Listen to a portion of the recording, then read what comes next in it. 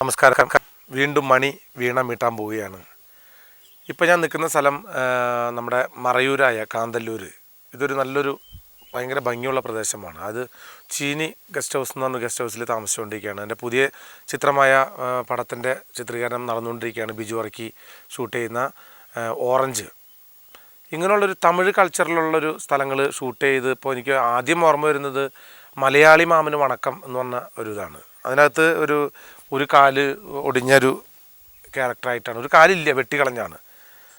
അങ്ങനെ ചിത്രീകരിച്ചിട്ടുള്ള ഒരുവിധം മലയാള സിനിമയിൽ ഇപ്പോൾ ജയറാമേൻ്റെ പടങ്ങൾ ഒരുപാട് തന്നെ തമിഴ് കൾച്ചറായിട്ട് ചേർന്ന് പോയിട്ടുള്ള ഒരുപാട് പടങ്ങളുണ്ട്. മമ്മൂക്കാൻ്റെ ഉണ്ട്, ലാലേട്ടൻ്റെ ഉണ്ട്. അങ്ങനെ പക്ഷേ ഈ മലയാളി മാമൻ്റെ ഒരു ഓർമ്മ എനിക്ക് ഓടി വരുന്നത്, ആദ്യം ഞാൻ രാജസേനൻ സാറെ കാണുമ്പോൾ സാറ് പറഞ്ഞു, മണി നമുക്കൊരു വിഗ് വെച്ച് നോക്കണം മണി. ആ വിഗ് വെച്ച് നോക്കിയിട്ട് നമുക്ക് എങ്ങനെയായിരിക്കും ഈ ക്യാരക്ടർ. റോജയുടെ അച്ഛനായിട്ടാണ് അഭിനയിക്കേണ്ടത്.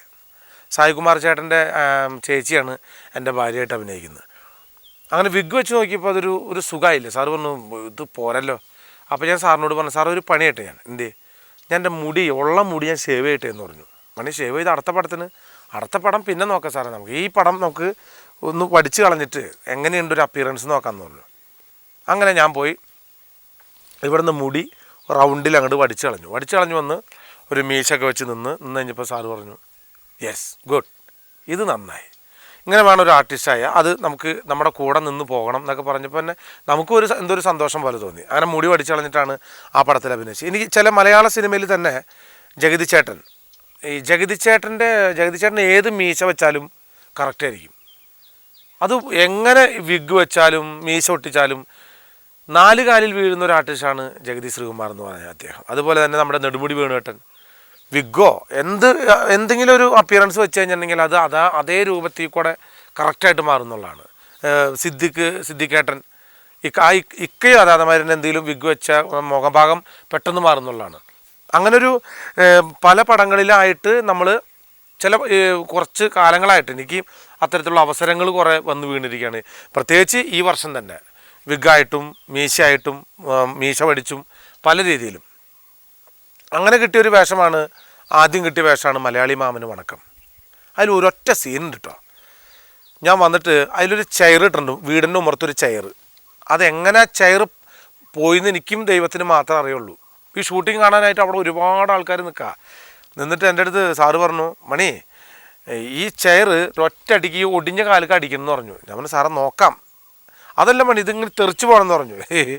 കസേരയ്ക്ക് അറിയില്ല ഇത് അടിക്കുന്നത് കലാപം മണിയാന്ന്. ഞാൻ പറഞ്ഞു സാറേ ഞാൻ നോക്കട്ടെ എന്ന് പറഞ്ഞാൽ. അങ്ങനെ ആ സീനിൽ ആ സീൻ കണ്ടാലേ നിങ്ങൾക്ക് അറിയുള്ളൂ. കാല് മടക്കി ഒറ്റപ്പടക്കി ക്യാമറയുടെ മുകളിൽ കൂടെ, ക്യാമറയുടെ സൈഡിൽ കൂടെ ഈ കസേര പോകുന്നുണ്ട്. അവിടെ നിന്ന് ആൾക്കാരും പേടിച്ചു, ഞാനും പേടിച്ചു. നമുക്ക് ആ സീൻ കാണാം. ഇതുപോലെ തന്നെയാണ് ഒരു തമിഴ് പശ്ചാത്തലമുള്ളൊരു പടമാണ് കണ്ണിനും കണ്ണാടിക്കും. അതിനകത്ത് തന്നെ ഒരു രൂപം തന്നെ പ്രത്യേക മുടിയൊക്കെ നീട്ടി വളർത്തി എനിക്ക് തോന്നുന്നു അതിനകത്തൊരു പാട്ട് വരെ തമിഴ് ഇതിൽ തന്നെ ഞാൻ പാടിയിരിക്കണേ. സിനിമയിൽ ഒരുപാട് പാട്ടുകൾ പാടിയിട്ട് അഭിനയിക്കാനുള്ളൊരു ഭാഗ്യം കിട്ടിയൊരു നടനാണ് ഞാൻ. അതും ഞാൻ പാടിയ പാട്ട് തന്നെ ഞാൻ തന്നെ അഭിനയിക്കാനുള്ളൊരു അവസരം. എൻ്റെ ഓർമ്മയിൽ എനിക്ക് തോന്നുന്നു ഒരു പാട്ട് മാത്രമാണ് ഞാൻ പാടിയത് വേറൊരു ആർട്ടിസ്റ്റ് അഭിനയിച്ചത്. അത് കാഴ്ച എന്ന് പറഞ്ഞ സിനിമയിൽ ബ്ലസ്സിയേട്ടൻ്റെ പടത്തിൽ മനോജ് കെ ജയൻ ചേട്ടനാണ് അത് ആ രംഗത്ത് അഭിനയിച്ചത്. അതിൽ ശരിക്കും പറഞ്ഞാൽ എന്നെ വിളിച്ചത്, അത് വിളിക്കുന്ന സമയത്ത് ഷായി സാറിൻ്റെ നാട്ടുരാജാവ് എന്ന് പറഞ്ഞ പടത്തിൻ്റെ ഷൂട്ടിംഗ് നടന്നുകൊണ്ടിരിക്കുകയായിരുന്നു. അങ്ങനെ ആ ലൊക്കേഷനിൽ പോരാൻ പറ്റാത്തതുകൊണ്ടായപ്പോൾ എനിക്ക് ചെയ്യാൻ പറ്റിയില്ല. അതിലെ പാട്ട് തന്നെ ഭയങ്കര രസമായിട്ടുള്ള പാട്ടാണ്. കുട്ടനാടൻ കായലിലെ കെട്ടുവെള്ളം തുഴയുമ്പോൾ പാട്ടൊന്നു പാടടി കക്ക കറുമ്പി, അന്തിക്കൂടം കാമത്തി ഞാൻ ഇളം കള്ള് കുടിക്കുമ്പോൾ പഴങ്കഥ പറയടി പുള്ളിക്കുയില്. ആ പാട്ട് മാത്രമാണ് എൻ്റെ ശബ്ദത്തിൽ വേറൊരാൾ അഭിനയിച്ച ചിത്രം. പക്ഷേ ഈ കണ്ണിനും കണ്ണാടിക്കും എന്നതിൽ ഒരു തമിഴ് കൾച്ചറോട് കൂടിയിട്ടുള്ളൊരു സീനുണ്ടായില്ല. പാട്ടുണ്ട്, മാരിക്കൊളുന്ത് മറക്കണതെന്ത് മാനം കണ്ടേ വെയിലും കണ്ടേ. ആ പാട്ടും ഒരു തമിഴ് കൾച്ചറിൽ പെട്ടാണ്. കണ്ണിനും കണ്ണാടിക്കുന്നതാണ് എൻ്റെ പശ്ചാത്തലം. അതിൽ സിനിമയ്ക്കുള്ളിലെ സിനിമ എന്ന് പറയാം. ചിലപ്പോൾ അതിനകത്തൊരു സീൻ അങ്ങനെ തന്നെയാണെന്ന് തോന്നുന്നു. ആ പടത്തിൽ എടുത്തു പറയാവുന്ന സീനുകളിലൊന്നാണത്. ഈ സ്ക്രീനിൽ കൂടെ തന്നെ നമ്മളെ സ്ക്രീനിൽ നമ്മൾ കാണുമ്പോൾ ഉണ്ടാവുന്ന ഒരു റിയാക്ഷൻ, അതൊരു വലിയ കാര്യമാണ്. അതേപോലെ ഒരേ വിഷയം തന്നെയായിരുന്നു, വിഷയമല്ല ഒരു സീനായിരുന്നു മത്സരം എന്ന സിനിമയിൽ. ലാലേട്ടൻ അവിടെ വന്നിട്ട് ഫൈറ്റ് ചെയ്യുന്നു. അങ്ങനെ ഞാൻ തിയേറ്ററിൽ ഇരുന്ന് പറയാണ്. അപ്പം എൻ്റെ പെങ്ങളെ കാലിൽ ആരോ ഒരുത്തം വന്ന് ബാക്കിൽ, എല്ലാ സിനിമാ തിയേറ്ററുകളിൽ നിന്ന് പറയാൻ പറ്റില്ല, ചില സ്ഥലങ്ങളിലൊക്കെ ചുമരും ഞോണ്ടലും പിടിക്കലും തൊടലും തൊട്ടും കുറിയൊക്കെ ഉണ്ടാവും. അപ്പം ഞാൻ എൻ്റെ പെങ്ങൾ ഇങ്ങനെ ഞെരിവിരി കൊള്ളാം. അപ്പം ഞാൻ ചോദിച്ചാൽ എന്താടേ, ഒരു തൃശ്ശൂർ ഭാഷയിൽ എന്താ നീ കിടന്ന് പൊളയണേ, അയ്യോ ഇയാൾ ഇങ്ങനെ. അപ്പം ഞാൻ ഈ കാലുകൊണ്ട്, എൻ്റെ കാലുകൊണ്ട് മെല്ലെ ഞാൻ ഇയാളൊന്ന് വെറുതെ ഒന്ന് സുഖിപ്പിച്ചു കൊടുക്കും. അയാൾ ചോദിച്ചു എൻ്റെ പെങ്ങളുടെ കാലാന്നാ. പുള്ളി അങ്ങോട്ട് ലയിച്ച് അങ്ങോട്ട് ഇരുന്നു. അതിലൊരു ഡയലോഗ് പറയുന്നുണ്ട്, ഞാൻ ലാലേട്ടനും ഞാനായിട്ട് സ്ക്രീനിൽ, ലാലേട്ടൻ. അപ്പം ലാലേട്ടൻ അവിടെ നിന്ന് ചോദിക്കുന്നുണ്ട്, എന്താ മോനെ ദിനേശ, ഇവിടെ മര്യാദയ്ക്ക് ഫാമിലി ആയിട്ടിരുന്ന് സിനിമ കാണാൻ പറ്റണല്ലോ ഏട്ടാ. ലാലേട്ടൻ പറയുന്നുണ്ട്, ആരാ മോനെ ചെറ്റത്തരം ചെയ്ത്, ലാലേട്ടൻ്റെ അടി ഒന്ന് നിർത്തിയൊരു 10 മിനിറ്റ്, ഇത് ഞാൻ ഇപ്പോൾ സോൾവ് ചെയ്ത് തരാം. നീ പോ മോനെ ദിനേശ, അടിച്ച് പൊളിക്കടാ, അത് മതി, ഇപ്പം ഞാൻ സ്കൂട്ടാക്കാം. അങ്ങനെ ഒരു സീൻ എനിക്ക് തോന്നുന്നു മലയാള സിനിമയിൽ ആദ്യമായിട്ടാണ് സ്ക്രീനും നടനും തമ്മിലുള്ളൊരു ഇത് കാണിച്ച്. നമുക്ക് ആ സീനൊന്ന് കണ്ടാലോ. ഞാൻ ആ തൃശ്ശൂർ ഭാഷയുള്ള പടം കണ്ടില്ലേ, തൃശ്ശൂർ ഭാഷയ്ക്ക് ഒരു പ്രത്യേകത ഉണ്ട് കേട്ടോ. ഞാൻ തൃശ്ശൂർക്കാരനോ ചാലക്കുടിക്കാരനായതുകൊണ്ട് പറയല്ല, ഒരു പ്രത്യേക സ്ലാങ്ങാണത്. അതായത് ഞാൻ നിങ്ങൾക്ക് 1-2 ഇതുകൾ പറഞ്ഞുതരാം. തൃശ്ശൂർ ഭാഷയിൽ പറയുമ്പോൾ, എടാ ഗഡിയ എന്തൊട്ടാ പരിപാടി, നീ എവിടെടാ, നീ ഒരു കാര്യം അറിഞ്ഞാ, മറ്റേ തോമാസേട്ടൻ പടായിട്ടാ. തോമാസേട്ടൻ പടമായി എന്ന് പറഞ്ഞിട്ടുണ്ടെങ്കിൽ മരിച്ചു എന്നർത്ഥം. അതായത് ഫോട്ടോ കെട്ടി തൂക്കി എന്നർത്ഥം. തോമാസേട്ടൻ പടായി.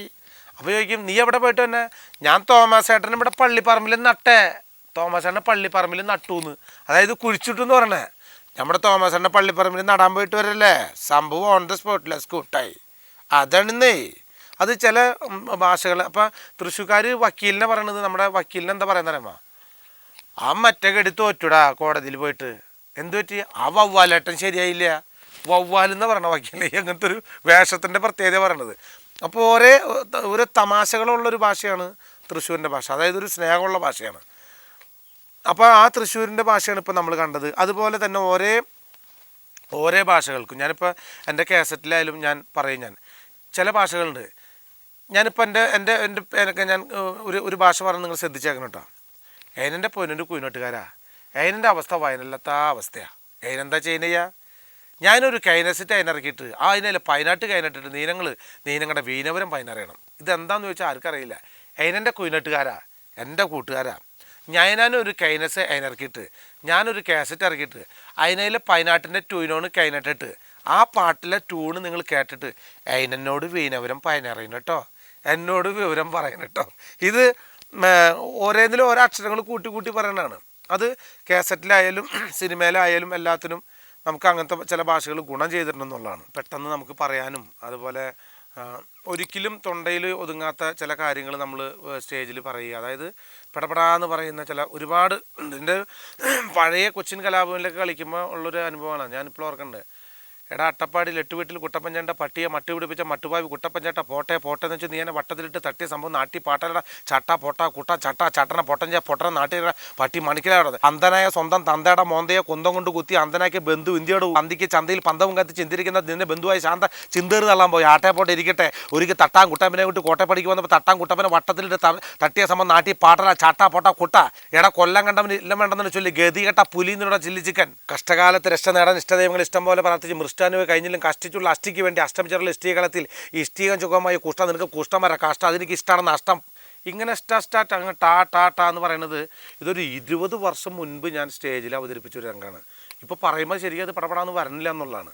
അന്ന് ഇത് എഴുതി കുത്തിയിരുന്ന് വീട്ടിലിരുന്ന് ഞാൻ എൻ്റെ ഒരു ചെറിയൊരു വീട്, ആ വീടിലൊരു ചായ്പുണ്ട്, ആ ചായ്പിൻ്റെ മൂലയിൽ ഇങ്ങനെ ഇരുന്ന് പറയുമ്പോൾ എൻ്റെ അമ്മ അവിടെ അടിച്ചു പോരൊക്കെ ചെയ്യും. അമ്മ പറയും അവന് പ്രാന്താ, ഇതെന്നാ പ്രാന്ത്, അല്ലാണ്ട് വേറെ ഒന്നല്ല.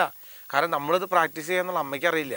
പക്ഷേ ഇത് പഠിച്ചെടുത്ത് പറയുമ്പോൾ ഞാനിത് സ്റ്റേജിൽ പറയുമ്പോൾ എല്ലാ ഓഡിയൻസും കലാഭവൻ മണിയെ ഒരു മണിയാക്കിയ ചില ഐറ്റംസുകളിലൊന്നാണ് ഈ സാധനം. ഇത് ഇങ്ങനെ എല്ലാവരും കേട്ടുകൊണ്ടിരിക്കും.